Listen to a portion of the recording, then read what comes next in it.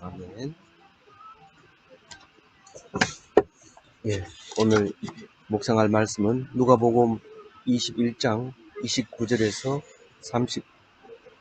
38절 말씀입니다. 이에 비유로 이르시되 무화과 나무와 모든 나무를 보라. 오늘 말씀은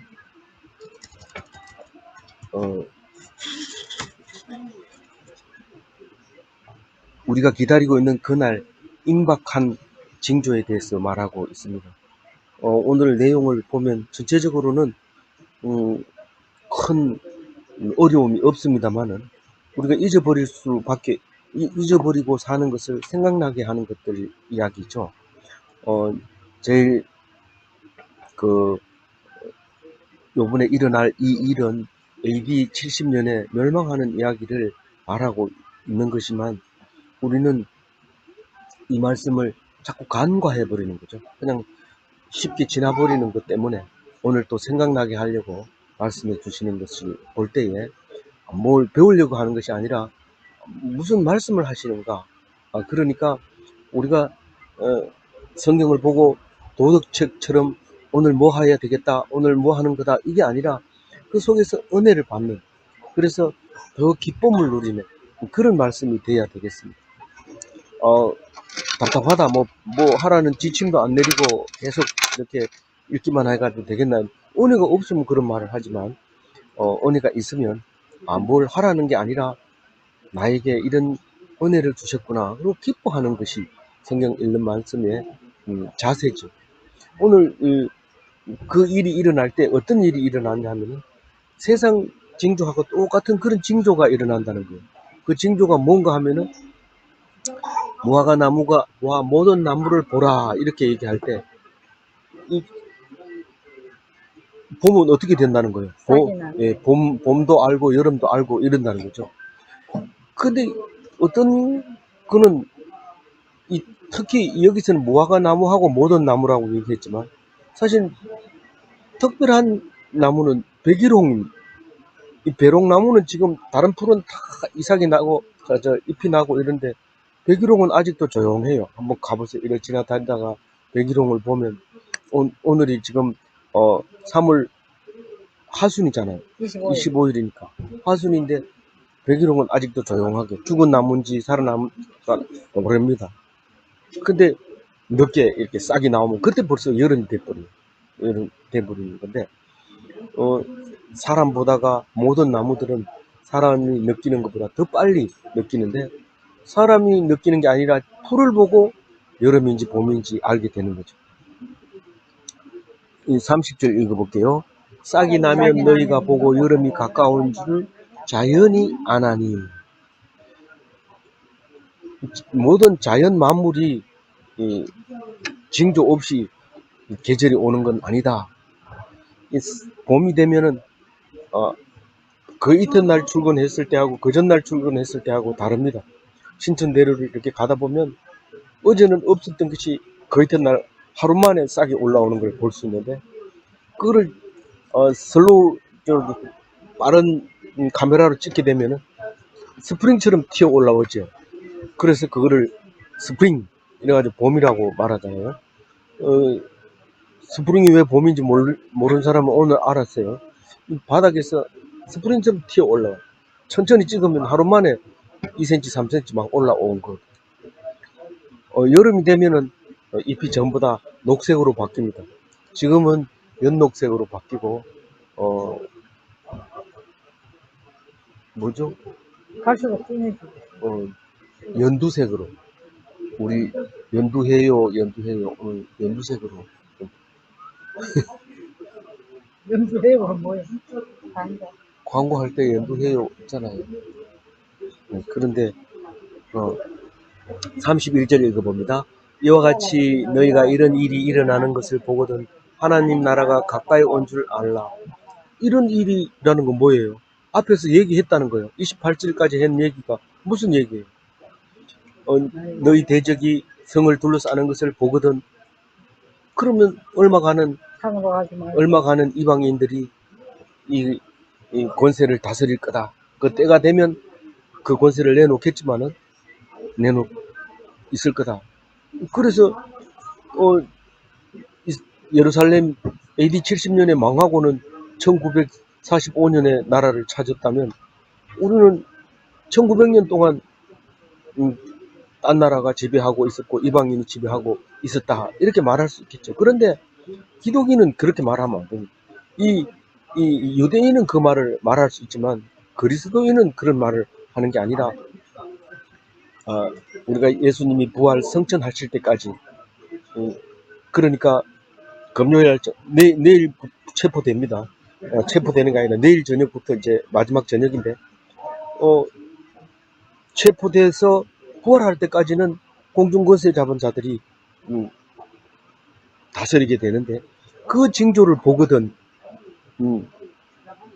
하나님 나라가 가까이 온 줄 알아. 그럼 하나님 나라가 무슨 뜻입니까? 결국은 예수님의 부활이 하나님의 나라가 되는 겁니다. 근데 그러다 보면은 이런 일이라는 말 속에 기절한다는 얘기가 나와요. 소문을 듣고 기절한다는 얘기가 나와요. 공황 상태에 빠지는 우리가 어떻게 해야 되느냐? 지금 우리가 일본 지진이 일어날 때 전화해 보면은 우리 지진 일어난지 몰라요. 왜냐하면 고베에서 지진이 일어났는데 뭐 다른데 방송할 필요 없어요. 그냥 놔두는 게 더 나아요.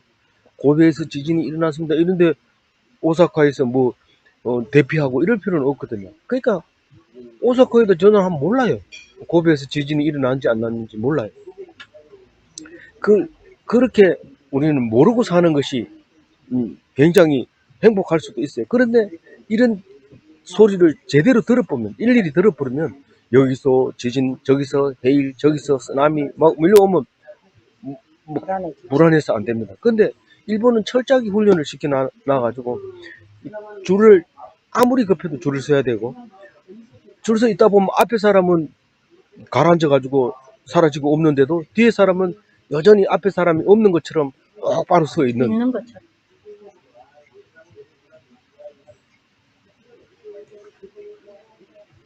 아무 일 없었던 것처럼 똑바로 서 있어요. 순서가 안 돼서 못 들어가는 사람처럼 똑바로 서 있어요. 그러니까 그 훈련을 받아놓으니까 그런 거예요. 뭐 그냥 허겁지겁하고 뭐 이리 뛰고 저리 뛰고 하는 거 없어요. 그 훈련을 그만큼 잘 받아놓은 거예요. 그래서 꼭 한 발짝 앞에 선 사람은 땅이 꺼져서 들어가 버리고 뒤에 사람은 똑바로 서 있고 그래가지고 시간이 지나면 또 사는 사람은 살고 죽는 사람 죽고. 그런데 그거를 그렇게 훈련을 안 받으면 막 이리 뛰고 저리 뛰고 하다가 멀쩡히 가만히 있으면 괜찮은데 그 골짜기로 빨려 들어가가지고 죽기도 하고 이렇게 한단 말이에요. 그래서 그런 일이 있거든. 그날이 가까운 줄 알아라. 미리 얘기해 놓은 사람은 압니다. 전혀 흔들리지 않습니다. 기절하지 않습니다.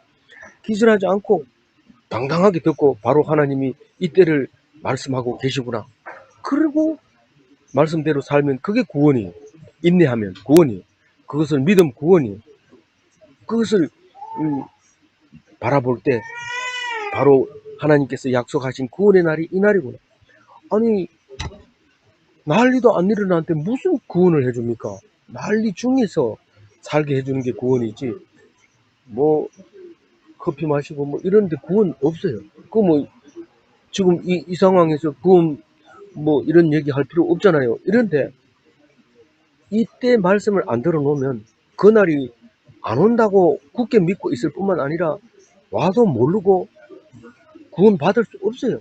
왜냐하면 언제 왔는데 이런 물을 새가 없어요. 번개가 와버렸기 때문에. 왜 소문도 없이 왔는데 나쁘다 이럴 새가 없어요. 이미 와버리기 때문에. 그래서 우리는 커피 마시면서 기도하고 빵 먹으면서 기도하고 이렇게 하는 이유가 생각하게 하려고 하는 거죠. 그날이 오면 우리는 반드시 말씀 속에서 온다는 말이 있었기 때문에 우리는 그걸 믿고 있는 것이죠. 그 얘기를 지금 하고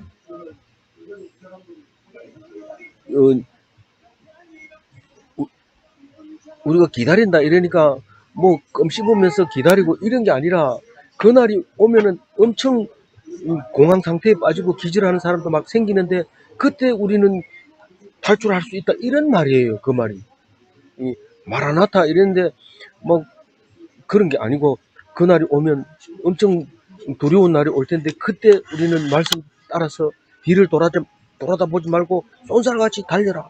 이 말을 기억하고 있어야지. 뒤를 돌아보면 어떻게 돼요? 소금 기둥이 된단 말이에요. 그걸 평소에 얘기 안 해놓으면 아무리 얘기해도 설마 이러면서 돌아보면 소금 기둥이 돼버려요. 32절 읽어봅니다. 내가 진실로 너희에게 말하노니 이 세대가 지나가기 전에 이 모든 일이 다 이루어지리라. 이게 무슨 말일까요? 이 세대는 무슨 말일까요? 종말의 세대. 우리는 항상 종말을 살고 있는데 그걸 모르는 거예요. 근데 이 세대는 반드시 살아있는 세대는 그때를 맞이한다는 거예요. 그때를. 근데 설마 내 세대는 안 오겠지? 누가 그런 말을 했어요? 히스기야가 그런 말을 했죠. 내 세대는 안 망하지 이러고 있는데 우리는 그렇게 생각하면 안 된다는 것을 히스기야를 통해서 보여주는 거죠. 내 때는 안 온다는 보장이 없어요. 무조건 이 세대는 그날이 온다는 거예요. 그래서 모든 일이 반드시 성취하게 된다. 이 말이 모든 일은 다 이루어지리라. 그러니까 산 자에게만 이 말이 필요하지 죽은 자에게 아무리 얘기해봐도 소용없고 살아있는 사람한테는 이 소리가 내가 살아있는 동안에는 반드시 마지막 날 심판의 날이 도래한다 라고 얘기합니다. 근데 사실 다른 거 보면은 그날이 오면은 무덤이 열리고 잠자던 자들이 일어나고 하늘에 먼저 올라간 다음에 살아있는 사람이 하늘에 올라가서 예수님을 만나서 하나님께 바치는 그런 일이 생기는데 그건 꼭 우리 세대에 온다는 뜻이 아니잖아요. 이런데 이 종말에 대해서는 사실은 성경 전체가 종말에 대해서 이야기를 하고 있기 때문에 그 종말의 종류가 지역에 따라 다르고 시간에 따라 다르고 개인에 따라 다르고 다 다름에도 불구하고 항상 여기서 말하는 것대로 그 있는 사람이 다 해당되는 거예요. 해당이 안 되는 사람이 없어요. 그 33절 한번 읽어볼게요. 천지는 없어지겠으나 내 말은 없어지지 아니하리라. 이 말은 무슨 말이냐면 우리 당대의 일이 일어난다는 겁니다. 만약에 일어나기는 일어나겠지만 언젠가 일어나겠지가 아니라 그 말은 이루어질 수밖에 없다는 말이죠. 이 말은. 그러면 현재 우리 살아있는 사람에게만 적용된다는 말이죠. 이 말이. 이 영원한 한 말씀이 성경 속에 있고 말씀이 육신이 되어 오신 예수님이 있고 우리와 함께 하시는 성령님이 있고 말씀으로 있게 되어서 힘을 내게 되는 그 두나미스의 능력이 성도들에게 있다는 것은 이게 없어질 수가 없다는 거죠. 땅이 사라질 때까지 하늘이 내려 덮을 때까지 그것은 있다는 거죠. 말씀으로 그렇게 있다는 말이 33절 말씀이 그 말씀이 34절 읽어볼게요. 너희는 스스로 조심하라. 그렇지 않으면 방탕함과 술 취함과 생활의 염려로 마음이 둔하여지고 뜻밖의 그날이 득과 같이 너희에게 임하리라. 스스로 조심하라. 왜 조심하라고 하냐면 조심해야 돼요. 조금만 우리가 열심히 교회 열심히 다니지만 사업이 잘 되고 돈이 많이 거치고 애들 공부 잘하고 건강하고 문제가 아무도 없으면 마음이 둔해져가지고 오늘 좀 빠지지 뭐 이러고 내일 어제도 빠졌는데 오늘도 빠지지 뭐 어제 빠는 요즘 좀 쉬려고요. 이러다가 지금 방학 중입니다. 조금 있다가 가긴 가야 되는데 잘 모르겠어요. 이러면서 그만 없어지는데 그게 이제 조심을 안 한 거죠. 마음이 둔해지는 거예요. 그래서 교회 가봐야 뭐 별로 다른 거 없고 근데 대부분은 유대인들은 율법으로 가잖아요. 율법주의로 갑니다. 가면은 오히려 힘들어요. 안 가면 모를 텐데 가가지고 괜히 힘들게 하고 이렇게 돼버리면 안 되는 거예요. 그럼 가가지고 사람들한테 존경받으려고 상 받으려고 그래도 안 돼요. 그럼 왜 가야 되나? 살기 위해서 가야 돼. 살기 위해 민방위 훈련하는 거하고 마찬가지예요. 평소에 훈련 안 해놓으면 안 된다. 그래 생각하고 가서 말씀을 들어서 거기서 둔해지면 안 되는데 놀던 사람은 엉뚱하게 이단들이 와가지고 얘기하면은 바로 빠져들게 되잖아요. 그게 조심 안 해서 그런 거예요. 그래서 우리는 D-Day와 V-Day 사이의 삶을 살게 되는데, 그 사람들은 그냥 D-Day와 V-Day 사이에는 뭐 집에 가스레인지 좋은 거 사놓고 이렇게 안 살고, 지금 긴박한 상황이에요. 곧 다가오는 거예요. V-Day는 언제 올지 모르지만 곧 다가오는 건 분명해요. 하나라도 놓치면 우리가 지는 거예요. 그래서 철저하게 대적이 누군지 찾아내야 되고, 승리를 외칠 때까지 우린 긴장해 있어야 되는데, 그런 삶을 살아라고 그러는 거예요. 율법주의는 율법을 지켰으니까 자기는 잘했다고 하면서 아무것도 안 하고 있는 게 율법주의예요. 근데 그게 아니라 말씀을 가지고 계속 은혜 받으면서 이런 날이 온다 하더라. 그날을 구원받으려면은 긴장해 있어야 된다. 정작 그런 얘기 해놨다가, 평소 때는 그래 해놨다가 날이 오면 허겁지겁하고 다른 사람하고 똑같이 성에 들어가서 그만 멸망해보면 안 된단 말이야. 그런 일이 있으면 성에 들어가지 말고 잽싸게 산으로 도망가라.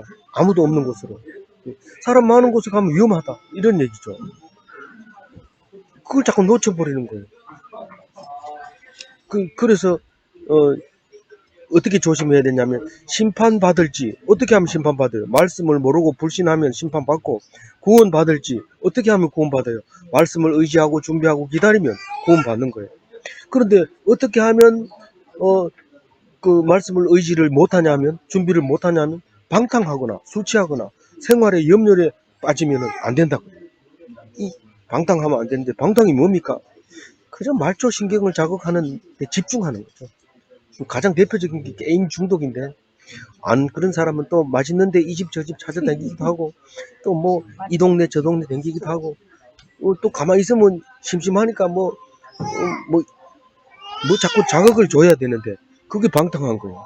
그러니까 하나님 말씀 들을 때는 듣고 이래야 되는데, 사실은 누가 방탕한 생각이 없는 사람이 누가 있어요? 다 있지만, 그래도 말씀 들을 때 들으면, 이게 방탕을 좀 하더라도 좀 적어도 말씀 들을 때는 안 하거든요. 그러니까, 왜냐면 말씀 들을 때 게임하거나 이래 뭐 하잖아요.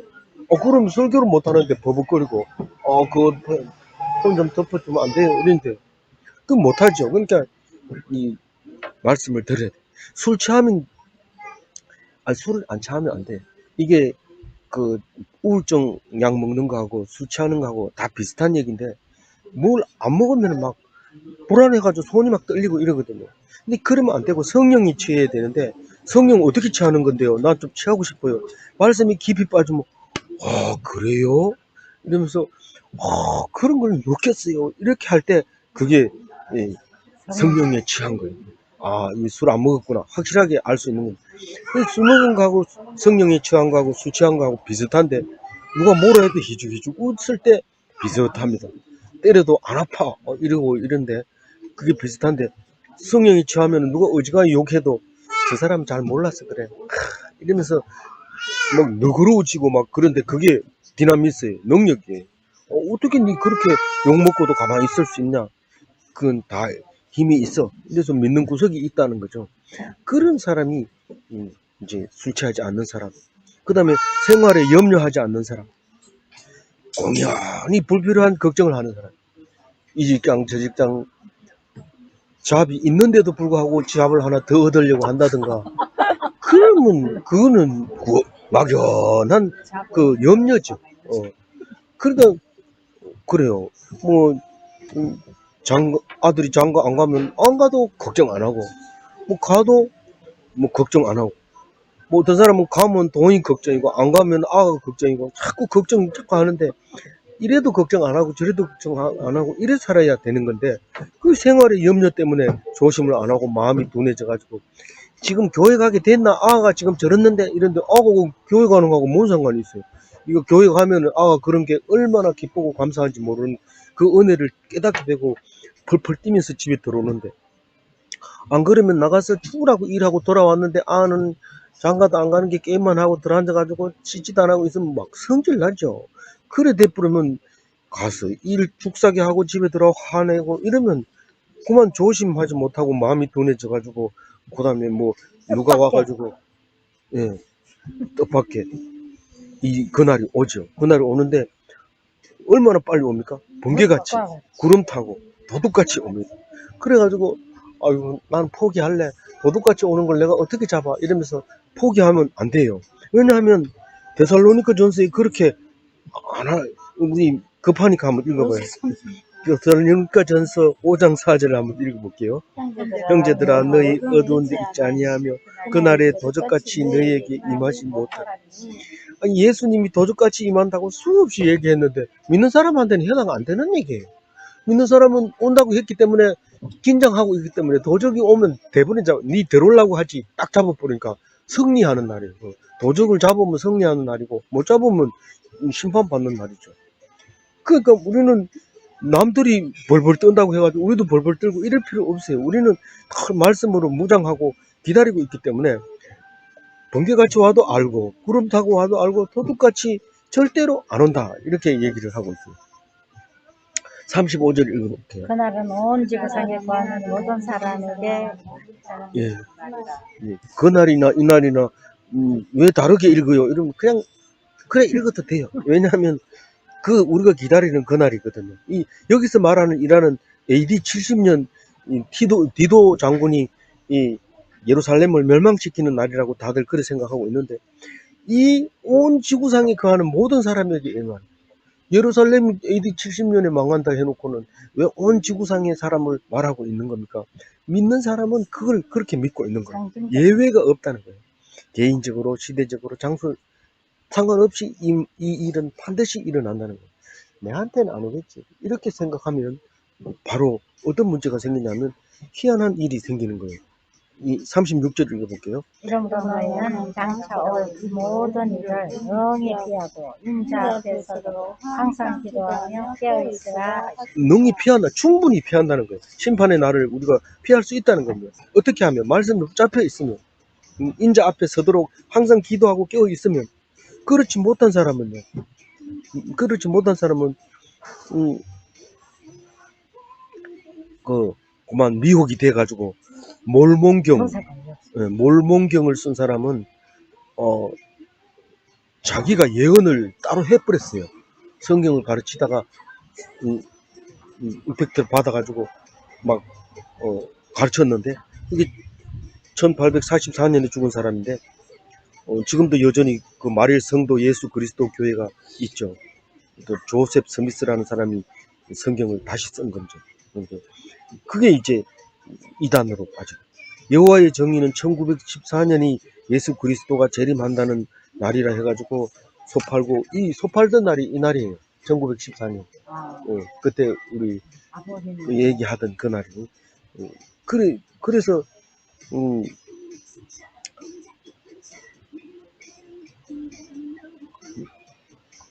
그날은 알지 못한다고 얘기를 하는데도 불구하고 그거를 기꺼이 계산해가지고 1914년 10월이라고 발표하는 바람에 사람들이 야 믿을만하다. 이 사람은 다른 사람하고 다르다 이러면서 망하게 됐죠. 근데 정신 차리고 보면 망하는데 돈은 마을보다 갖다 가시나. 그래도 정신 없으면 다 믿게 돼요. 이 사람은 그 다음에 죽어버렸더라고요. 1975년에 죽었더라고요. 이거 예언한 사람이 죽을 날을 알고 그랬는지 모르지만 어쨌든 그렇게 됐어요. 이 사람 이름은 뭐 있는데 우리 잘 모르는 이름이라서 안 적었어요.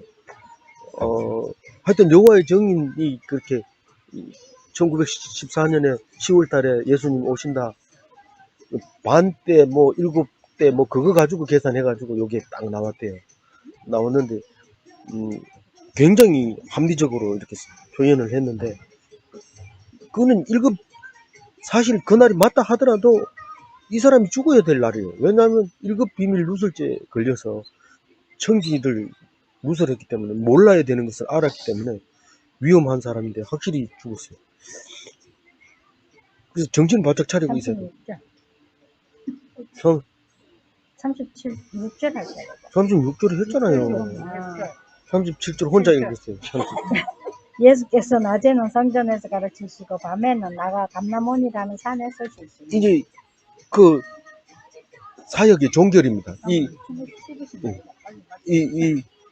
누가복음이 여기서 이제 예수님이 병 고치고 뭐 가르치고 이런 얘기는 여기서 사역의 종교. 예, 사역의 종교를 오늘 얘기하는데, 낮에는 성전에서 가르치고 밤에는 감남문하고 그 성전하고 한 2km 떨어졌는데 기드론 골짜기로 내려갔다가 다시 올라오면 이쪽에 감남산으로 오게 됩니다. 그래서 안식일에도 갈 수 있는 길이에요. 그래서 안식일에 가서 가르치고 저녁이 되면 이제 돌아오고 이렇게 한 거리인데, 우리가 예루살렘 사진 보면은 전부 거기서 찍은 예루살렘 사진입니다. 왜냐면 다른 쪽에서는 그게 보이질 않는데 감남산에서만 그렇게 보여요. 그래서 감남산, 감남원, 겟세마네, 이 겟세마네라는 뜻이 차규 이런 뜻입니다. 기름 짜는, 그 올리브 기름을 짜는 그 동산이 동굴 안에서 이제 그렇게 짰다 이렇게 이제 보고 있습니다. 왜냐하면 단어 한 개 때문에 그렇습니다.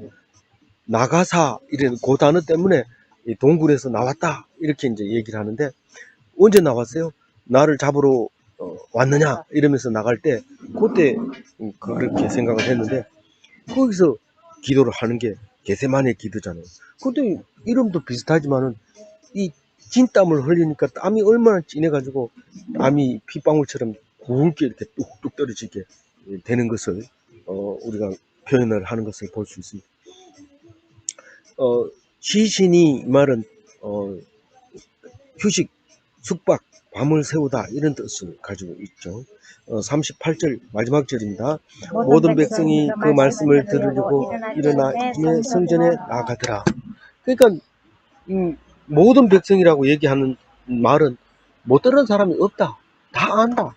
예수님이 가르치는 거를 가르치고 병 고치고 또 복음 전하고 이런 것을 성전에서 했더라. 성전에서 했다는 뜻은 무슨 뜻이에요? 유대인을 위하여 오신 예수님이다. 그러나 예수님이 유대인이 안 들어서 결국은 이방인에게로 넘어간 것 뿐이지, 온 것은 유대인에게 온 것이다. 그래서 구약을 꼭 읽어야 한다. 그걸 모르고는 신약을 이해할 수 없다. 그런 말을 할 수 있는 겁니다. 그래서 이 사역은 이제 끝나고 내일은 이제 6월절 양 잡는 날이 됩니다. 그래서 양으로 잡히는데, 이제부터는 본격적으로 6월절을 향해서 묵상을 하게 될 것입니다. 아무쪼록 오늘 말씀 속에서 뭐 이상한 말 한 거 하나도 없습니다. 그렇지만 잊어버리기는 쉬운 겁니다. 그래서 잊어버리지 말고 꼭 기억해서 하나님 나라 들어갈 때 엉뚱하게 딴 데 가가지고 있지 말고, 왜 저 사람은 저 가 있어요? 아니 이거 그때 뭐 저기 깨어 있지 못하고 그만 어떻게 했기 때문에 유혹을 받아가지고 마음이 둔해져서 유혹을 받아서 그렇게 됐잖냐? 그렇군요. 이러면 늦어요. 이미 정신 바짝 차리고 말씀에 꼭 붙잡혀서 하는, 놀러 가더라도 성경책 들고 가고 그렇게 하시기 바랍니다.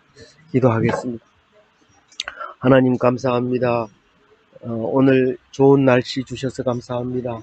우리가 밖에서 이렇게 코로나 걱정 안 하고 이렇게 나눌 수 있게 해주셔서 감사합니다.